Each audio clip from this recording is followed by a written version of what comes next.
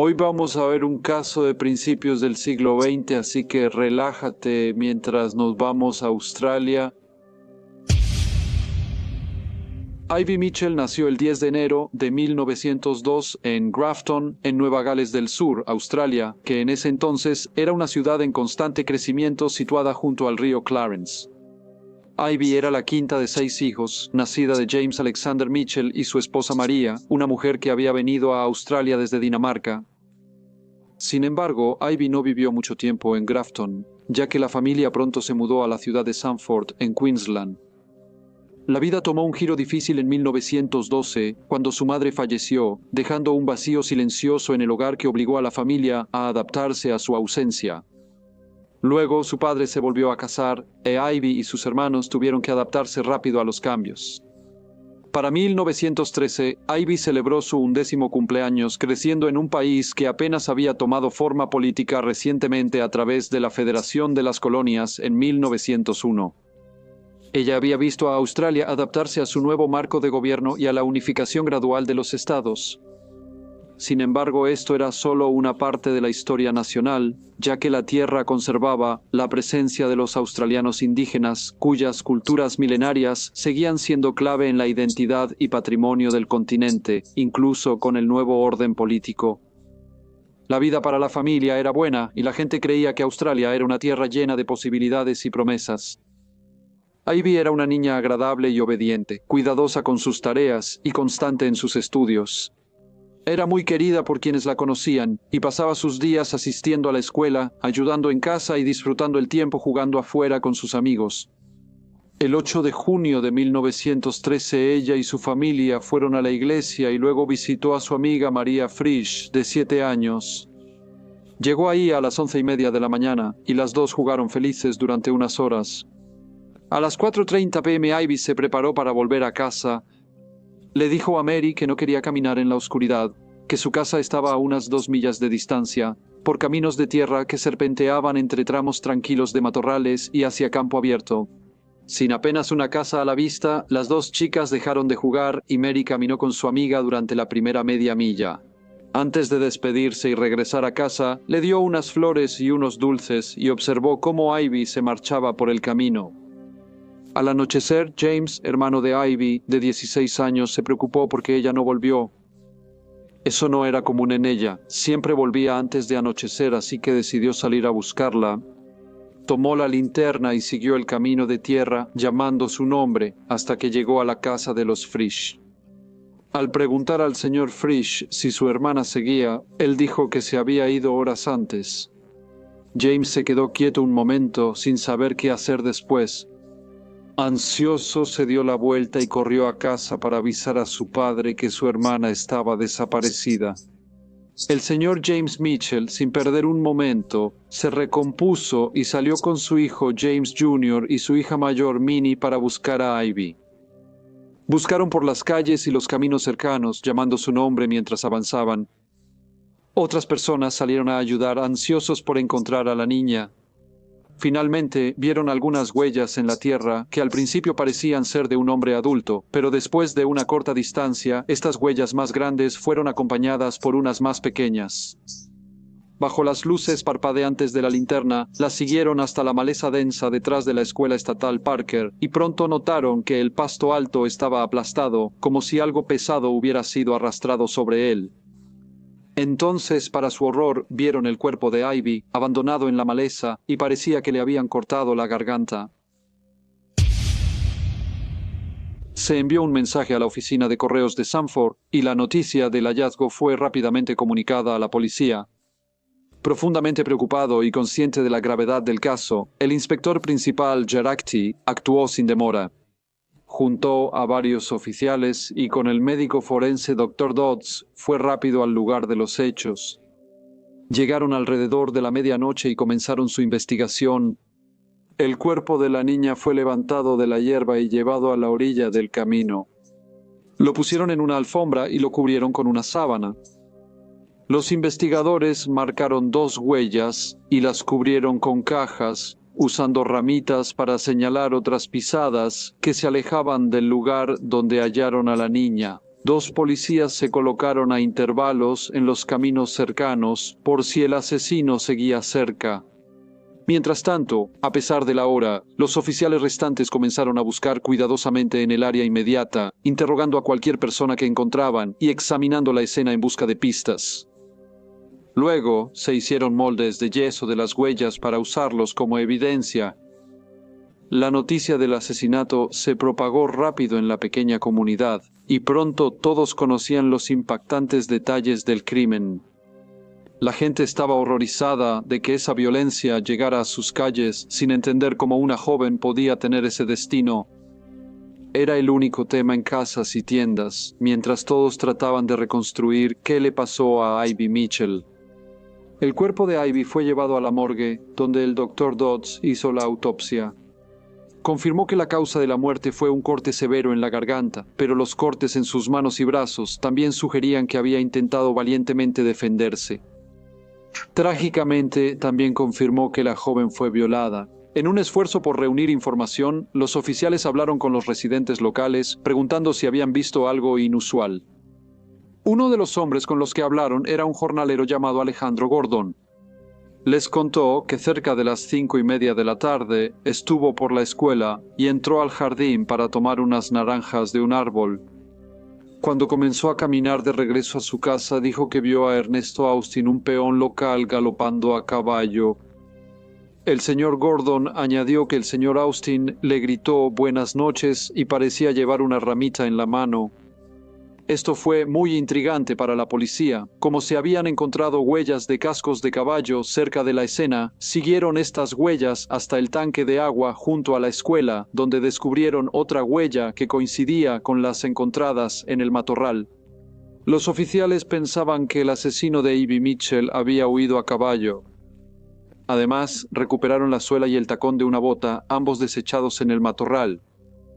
Luego, los oficiales conversaron con otros residentes, quienes también recordaron ver a Ernest Austin cabalgando esa tarde. Si bien el relato general sobre sus movimientos era consistente, la mayoría recordaba que llevaba un látigo de montar en lugar de una pequeña rama de árbol. Estas observaciones variadas dieron a la policía varias pequeñas discrepancias que considerar mientras reconstruían los hechos de esa tarde. El inspector Geracti mandó oficiales con el señor Austin, pero antes John Loft llegó con una declaración. También era jornalero y trabajaba en la misma propiedad que Ernest Austin. Dijo que había visto al señor Austin la noche anterior, raspando la suela de su bota con un cuchillo. Contó que al verlo, el señor Austin levantó la mirada y le preguntó si sabía dónde estaban las pinzas. El señor Loft dijo que le indicó dónde encontrarlas y el señor Austin fue a buscarlas. El señor Loft contó al oficial que cuando el señor Austin volvió, empezó a quitarle las suelas a sus botas. Los oficiales lo consideraron muy relevante, sobre todo por la suela de bota hallada antes en la maleza cercana. Poco después, Ernesto Austin fue detenido y entrevistado por la policía. Afirmó que trabajaba en una granja en Cedar Creek de Jim Fogg y negó haber participado en el asesinato de la niña. Los oficiales continuaron interrogándolo y, finalmente, alrededor de las 8:30, los detectives Power y McCarthy llevaron a Ernesto Austin a la morgue para ver el cuerpo. Afuera se había reunido una pequeña multitud de curiosos, algunos atraídos por la curiosidad morbosa, otros por un sentimiento de dolor e incredulidad ante la tragedia que se desarrollaba. Los hombres entraron a la habitación donde estaba el cuerpo de la niña. Al levantar la sábana, Ernesto Austin la miró y, sin mostrar emoción, dijo que no sabía quién era. Aunque la policía pensaba tener pruebas suficientes, lo acusó de asesinato. Al día siguiente inició una audiencia preliminar en el tribunal de policía, donde Ernesto Austin fue presentado ante el juez por la acusación. Muchas personas estaban afuera, ansiosas por ver al hombre que la mayoría ya había decidido que era culpable de este crimen tan atroz. El señor E. Eggleston, magistrado de policía, presidía la audiencia. El acusado fue presentado bajo su verdadero nombre, Ernesto Austin, aunque se señaló que también usaba el alias de Ernesto Johnson. Tenía 23 años, trabajaba como peón de campo y era originario del estado de Victoria. Se siguieron los procedimientos formales habituales, incluyendo la lectura de los cargos y el establecimiento de los hechos básicos, con el magistrado señalando los puntos clave de la investigación, las declaraciones de los testigos y las pruebas físicas ya recuperadas. Tras la audiencia, el señor Austin fue detenido 8 días para que la policía continuara investigando, examinando la escena y reuniendo pruebas antes de enviar el caso a un tribunal superior. La policía investigó los antecedentes del señor Austin y descubrió que tenía un largo historial delictivo que se remontaba a su infancia. A los 11 años lo sorprendieron robando y quedó bajo supervisión del Departamento de Niños Desatendidos. Su carrera criminal siguió hasta la adultez, cuando a finales de 1909 usó el alias Ernesto Johnson. Fue condenado por asalto con intención de violar a una niña y sentenciado a 3 años de prisión, los cuales cumplió en la prisión de Melbourne. Cuando las autoridades conocieron los detalles de este delito, una sensación de inquietante familiaridad los invadió al darse cuenta de que el crimen guardaba una inquietante semejanza con el ataque a Ivy. En este delito, el señor Austin había arrastrado a una niña de 12 años a un cobertizo mientras estaba armado con un hacha, solo abandonando el asalto cuando sus gritos llamaron demasiado la atención y lo obligaron a huir. Las suelas cortadas de las botas de Ernesto Austin coincidían exactamente con las huellas halladas cerca del cuerpo de Ivy. Las huellas de los cascos de su caballo también coincidían con las que se encontraron en la escena, lo que lo vinculaba aún más con el crimen. Los investigadores concluyeron que él cometió el asesinato y, en un intento fallido de ocultar pruebas, corrió al tanque de agua de la escuela para lavarse la sangre de las manos y la ropa antes de regresar a casa. El inspector principal Geraghty estaba convencido sin lugar a dudas de que Ernest Austin era la persona responsable de este terrible crimen y lo acusó formalmente de asesinato. El señor Austin fue entonces confinado en prisión para esperar su juicio. El juicio inició el miércoles 27 de agosto de 1913 y desde el principio atrajo mucho interés, con público ansioso por seguir el desarrollo de un caso tan impactante. Los reporteros se reunieron para registrar los detalles para los periódicos, mientras multitudes esperaban afuera de los tribunales noticias de lo que ocurría adentro. La comunidad observaba el juicio con curiosidad e inquietud, buscando respuestas y justicia. Al preguntarle cómo se declaraba, el señor Austin dijo, no culpable. El agente Johnson subió al estrado y dio un testimonio detallado. Describió cómo llegó a la escena donde vio el cuerpo de la niña y luego recibió instrucciones de recolectar pruebas.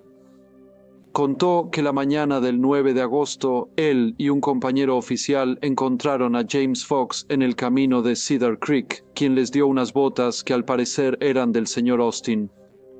El agente contó que ese día, junto al detective McCarthy, abordaron al señor Austin fuera de una granja y le preguntaron por las botas.